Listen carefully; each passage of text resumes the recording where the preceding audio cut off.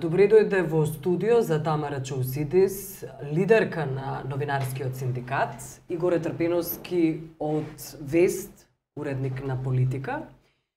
Денеска е 8 март, Меѓународниот ден на жената, и еден прилично силен, жесток коментар, односно соопштение беше пратено од страна на Чаусидис, односно од синдикатот. Во него се вели, се алармира за лошата позиција на жените во медиумската индустрија и сега се набројуваат тие црни точки. Може да ги кажете, ве молам. Па, ние сметавме дека ова е вистински датум во кој конечно треба да се проговори за она што се случува во медиумската индустрија. Зошто? Затоа што, знаете, медиумите се тие кои ја отсликуваат, но и ја креираат јавната свест.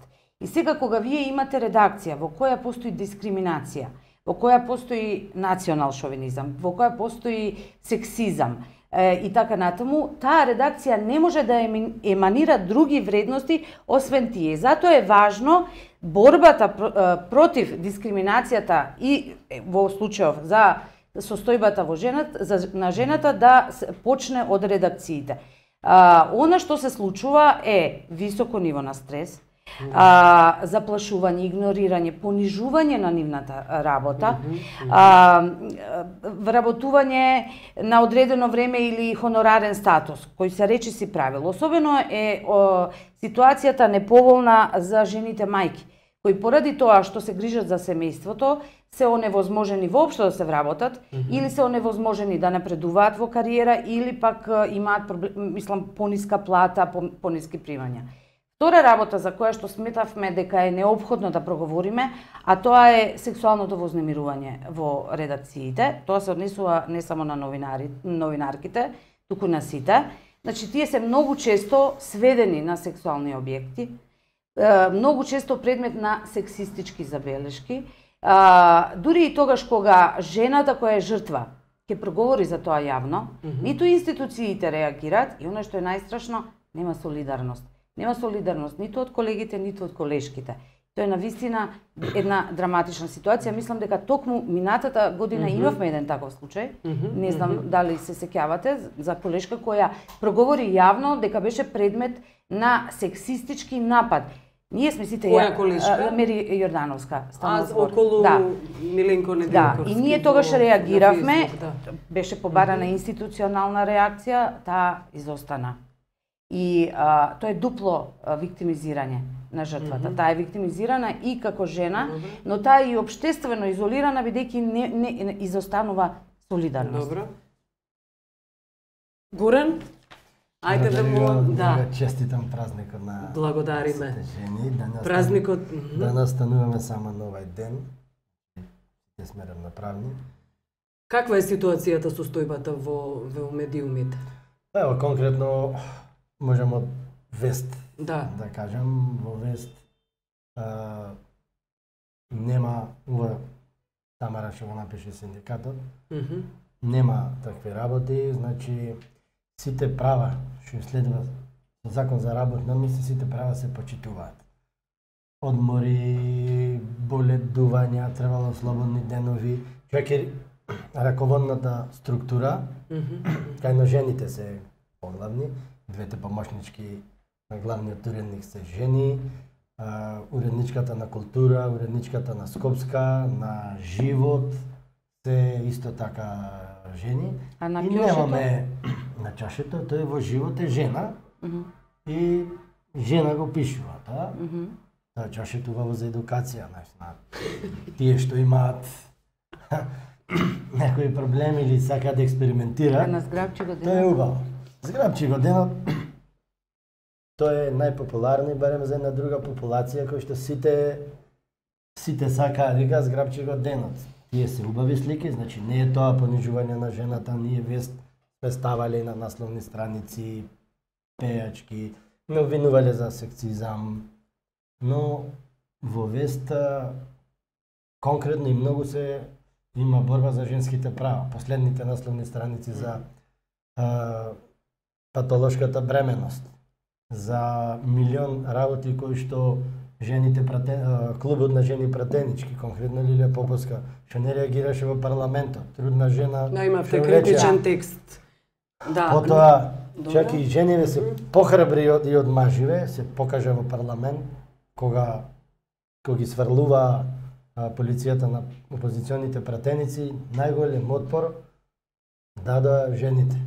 И то тие стварно се спротивставија додека за поголемиот дел од машкиве пратеници први избега. Добро, Горан ме интересира дали сте свесни за велите дека во Вест нема вакви црни точки, вакви проблеми, но генерално во медиумската индустрија, свесни ли сте за овие проблематични? Да, тоа е стара работа, не е само сега и пред се мислам дека во самите редакции треба и жените, новинарките да се изборат. Тоа зависи од менталниот склоп и на главниот уредник и на мажите таму. Бидејќи според ме, мало се и по-паметни и по-храбри се, значи во известувањето и во све се жените и мора да сите права да ги. Но сами треба да се изборат. Но сами треба да се изборат таму, значи мора да проговорат, мери проговори. Значи мора да се проговори за да се преземат ако се молчи, се молчи, никој не може. Не само што се молчи, има еден друг проблем. Ние сме сега во фаза кога почнуваме да ги препознаваме проблемите. Живееме во култура во која местото на метлата и на жената е зад врата. Стара вивчанска поговорка, за која се и каде што се смета за нормално, знаете, колешките многу често знаат сексистичка опаска да ја доживеат како комплимент. Да не ја препознаат како она што е, дека е тоа објективизирање. Ние сме, погледнете, ние сме сите јавни личности и сме изложени на оценка на нашата работа. Но кога станува збор за жена во медиумите, таа многу често е таргетирана врз основа на полот, а не врз основа на тоа што го работи. Дали, нели? Така што, всушност, ние не ги препознаваме, ние допрва почнуваме да ги препознаваме проблемите и ги сметаме за нормални. И тоа е она што е причина заради која ние излегуваме. Тек сега новиот закон за мобинг, уште нема искуство, тука многу работи може под мобинг, ама тоа е уште ново сега. Како ќе профункционира, ќе видиме. Каде се, Тамара, каде се детектирани овие црни точки кои постојано ги заплашуваме за лошата позиција на жената? Во кои редакции? Дали заради тоа што сте свесни дека постои фактичката состојба загрижувачка? Каде точно? Мислите да ги именувам редакциите, тоа е невозможно, затоа што јас можела да кажам, според зборовите на Горан Трпеновски, тоа не се случува во Вест. За другите не можам да тврдам дека не се случува. Бидејќи, знаете што, жртвите молчат. Како сте ги детектирали тогаш овие проблеми? Врз основа на искуството и на комуникацијата со колегите, меѓутоа многу често тие информации се добиваат неосвестени. Значи, или исто така врз она што се еманира од јавните гласила, кога вие гледате како се третираат, или погледнете на социјалните мрежи како се третираат жените новинарки на пример. Имено, не е тешко да се детектираат овие и гледам дека според реакциите точно сме го фатиле, јас сме ја фатиле суштината на она што многу мина од нас се соочиле или ќе се кријат. Или не го препознаваат. Мене смета што за посебно жените што се новинарки, знаеш, во тие колари кој ќе донесе некои информации било како е успешна новинарка конкретно и таа го добива на кревет или такви работи само заради тоа љубомора или соета дека како може да биде ексклузивна, поуспешна, да биде поуспешна. За нас е многу потешко, Има големи фрустрации, барем ја што знам ке многу наши колеги има многу фрустрации. И тие фрустрации не треба во редакциите да се ги изразуваат, може на друго место да викаат на водно или ако сака да имаат успешна редакција. Добро, има еден одличен текст на Лина Ќостарова Унковска во Окно.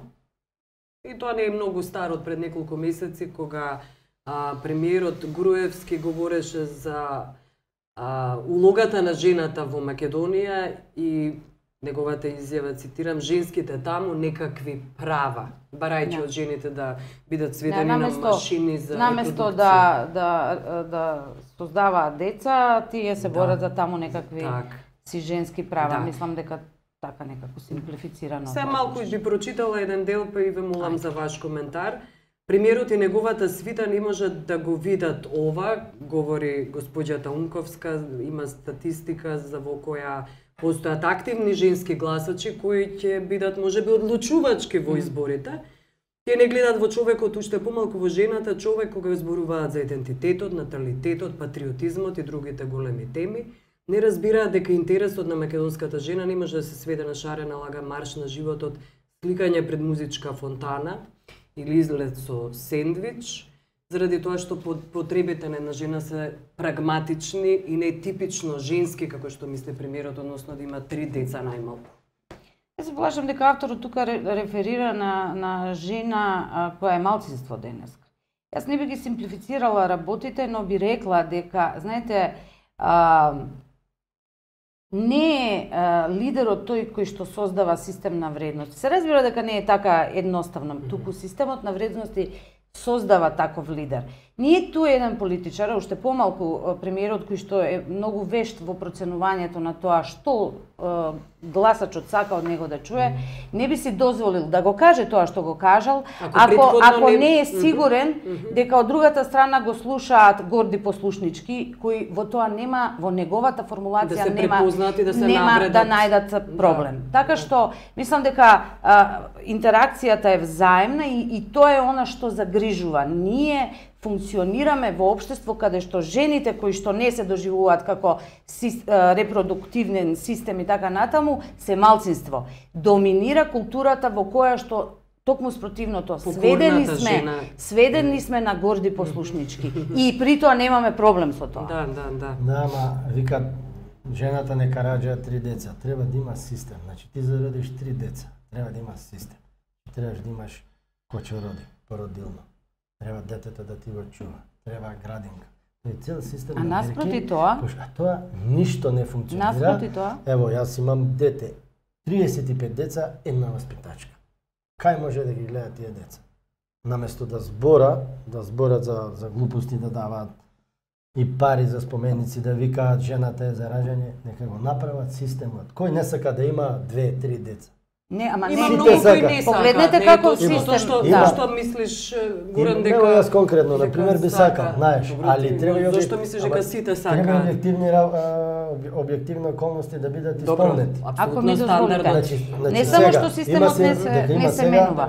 Сиромашти, значи намалени брем. Како да прават деца? Сега јас да направам 2 деца, не може да ги гледам, да не можам јас на детето да му дадам, после нема поголема казна од тоа да ти га купи ми таа играчка, ти да не можеш да му ја купиш. Значи мора да направат систем, треба да вложат во градинки, треба да вложат на гинекологија. Законите беа катастрофални. Пратеничките жени си гласа, сите дигна раце за патолошка бременост, за Лињана Поповска беше гостин во студио и таа тврдеше дека тоа воопшто не се работи за таков закон. Жената кога оди на породилно, потоа работодавачот треба да ја врати на исто или слично место. Знаете што значи тоа слично место? Вие ако се вратите, например, од политичка редакција, може да ве пратат во Скопска или во Свет или така натаму. Генерално. А во медиумската индустрија е многу специфично, бидејќи навистина сме... Тука требаше Лилија Поповска, не гледаш шо. Добро, можеме да направиме ваква дебата да треба да се направи, мислам ние... Тврдеше дека тоа не е реализирано во закон. Кај сите, од сите партии шо, сите кажа, нека рече дека инициирала законот да биде повлечен и да... Да, ама како ќе го инициира сега за политички цели? Зашто не се изборила? Тоа е работа, не се. Значи женски права. А сега да тера само политика, да биле број 3 на листите и за пратеници, само тоа, за суштествени работи да не се бори, за мене демагогија тоа од Лилија Поповска. Добро, јас ви благодарам што бевте гости Тамара Чусидис, Горан Трпиновски. Благодарам.